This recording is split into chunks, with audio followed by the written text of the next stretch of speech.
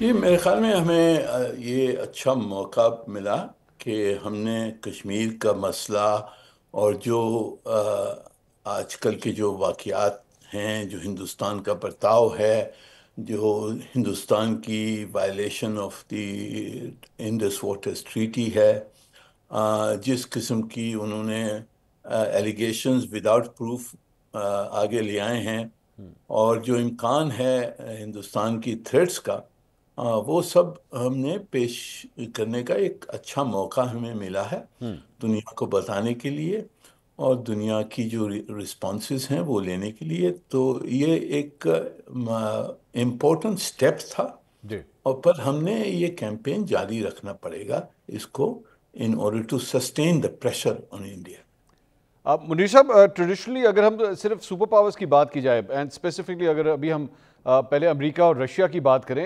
مجھے انڈیا سے جو میں نے ان کا کم از کم میڈیا مانیٹر کیا ہے، they don't seem to be very happy.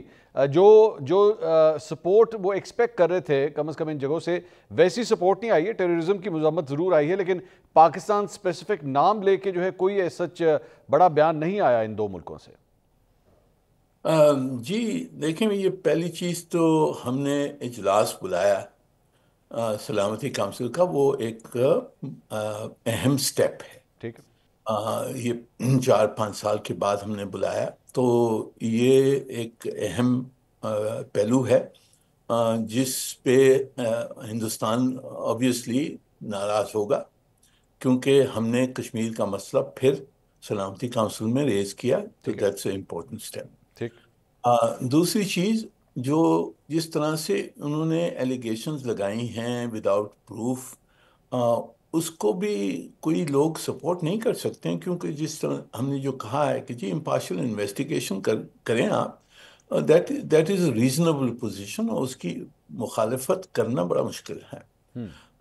تیسری چیز کہ ہندوستان نے جو جس قسم کی ایکشنز لی ہیں، یعنی انڈس واٹرز ٹریٹی کی ابینس کی بات ہے، وہ اللیگل ہے، ٹھیک۔ اور obviously violation of international law ہے۔ اور جو چوتھی چیز ہے کہ جی انہوں نے جو جس قسم کی ابھی تھریٹس دی ہیں پاکستان کے خلاف کہ ہم یہ ایکشن لیں گے، وہ ایکشن لیں گے، اس کے امکان بہت اہم ہیں، بہت گریو اس کے امکان ہو سکتے ہیں۔ تو پوری دنیا کو یہ سمجھ آ رہی ہے کہ ہندوستان کی ایکشنز کے وجہ سے خطے میں بہت ایک ڈینجر ہے which has to be addressed. So I think our case is very strong، اور ہم نے پیش کیا ہے، اور اس کو ہم نے مکمل رکھنا ہے، اور جو پریشر ہندوستان کے اوپر وہ ہم نے سسٹین رکھنا ہے۔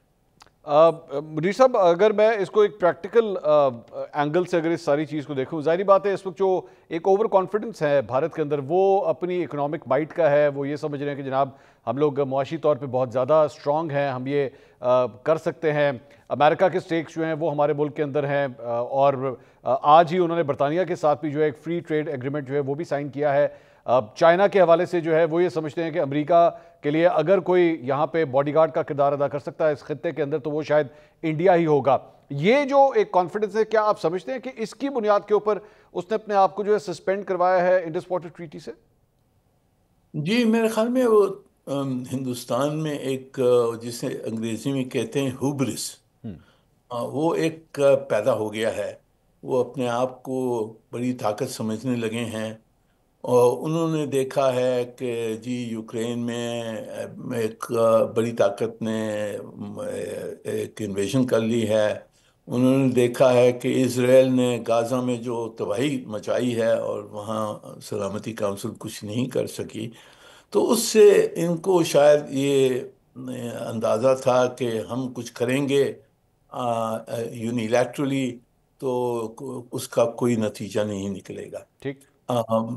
پر پاکستان ایک مختلف ملک ہے، اور پاکستان یوکرین نہیں ہے، نہ غازہ ہے۔ ٹھیک۔